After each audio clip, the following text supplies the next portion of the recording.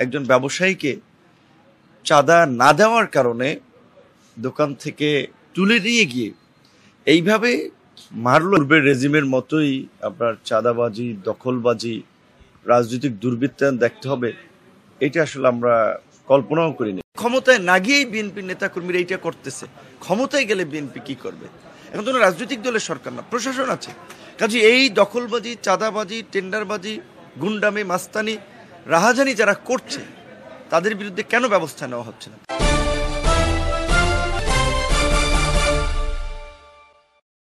গণঅভ্যুত্থানের পরে বছর ঘুরতে না ঘুরতেই এই রকমের রাস্তায় মানুষ হত্যার উল্লাস কিংবা অহরহ পূর্বের রেজিমের মতোই আপনার চাঁদাবাজি, দখলবাজি, রাজনৈতিক দুর্বৃত্তায়ন দেখতে হবে, এটা আসলে আমরা কল্পনাও করিনি।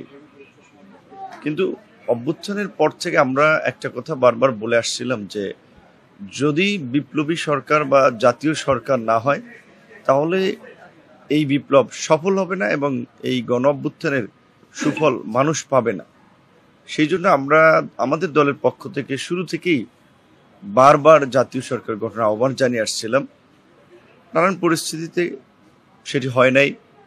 তারপরে আমরা সরকারকে কিছু ক্ষেত্রে সতর্ক করেছিলাম যে অন্তত সরকারের যারা গুরুত্বপূর্ণ স্টেক হোল্ডার বা অংশীজন, রাজনৈতিক দলগুলো, ছাত্র নেতৃবৃন্দ যারা এই আন্দোলনের নেতৃত্ব দিয়েছে, তারা, সামরিক বাহিনী সহ প্রশাসন, কিন্তু দেখা গেছে যে আপনার সিভিল প্রশাসন গত এই 10 মাসেও এখন পর্যন্ত আসলে সংস্কার করা হয় নাই, কিংবা এই গণহত্যার সাথে, এই মানবতা বিরোধী অপরাধের সাথে টপ থেকে বটম যারা জড়িত ছিল তাদেরকে চাকরি থেকেও স্যাক করা হয়নি।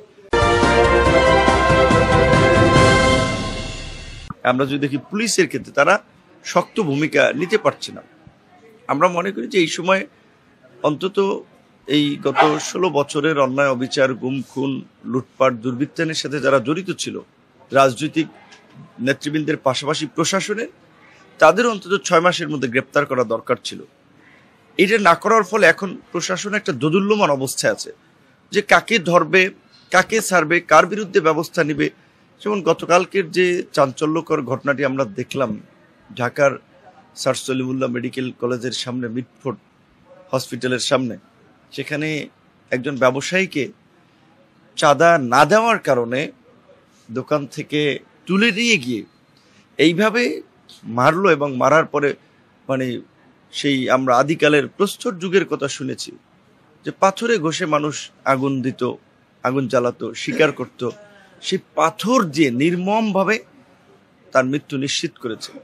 এখন এই উল্লাস যারা করেছে বা এই ঘটনা যারা ঘটিয়েছে তারা কিন্তু একটা রাজনৈতিক প্রভাবের জায়গা থেকে, শক্তির জায়গা থেকে এটা ঘটিয়েছে, কারণ তারা মনে করছে যে এগুলো ঘটালেও তাদের প্রতিকার করার লোক আছে। কারণ রাজনৈতিক ছত্রছায়াই কিন্তু সাধারণত এই যে আমরা সন্ত্রাসী কর্মকাণ্ড বলি, চাঁদাবাজি, দখলবাজি বলি, এগুলো চলে। এখন এই গণ অভ্যুত্থানের পরে বিশেষ করে বিএনপির মতো একটা বড় দায়িত্বশীল রাজনৈতিক দল,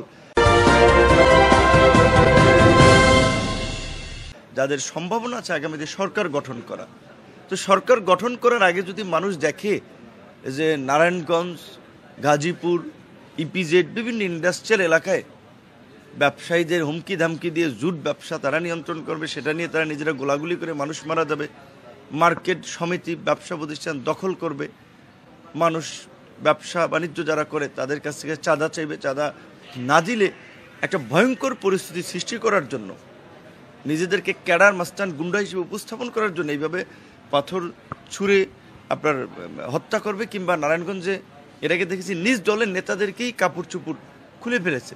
তো এই পরিস্থিতি যদি বিএনপির নেতাকর্মীদের হয় তাহলে তো মানুষ শঙ্কায় থাকবে যে ক্ষমতায় না গিয়েই বিএনপির নেতাকর্মীরা এইটা করতেছে, ক্ষমতায় গেলে বিএনপি কি করবে।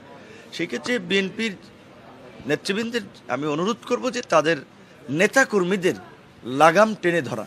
তাদের নেতাকর্মীরা যে সারা দেশে বেপরোয়া আচরণ করছে, বেপরোয়া কর্মকাণ্ড করছে, এই বেপরোয়া কর্মকাণ্ডের বিরুদ্ধে শক্ত ব্যবস্থা নেন। আমার সাথে ব্যক্তিগতভাবে অনেক নেতৃবৃন্দের ভালো সম্পর্ক, আমরা বলেছি, তারা অনেককে বহিষ্কার করছে, ব্যবস্থা নিচ্ছে, কিন্তু রাজনৈতিক বহিষ্কার এবং ব্যবস্থা এগুলো অনেকে জানে, এগুলো কিন্তু আইওস অনেক ক্ষেত্রে হয়।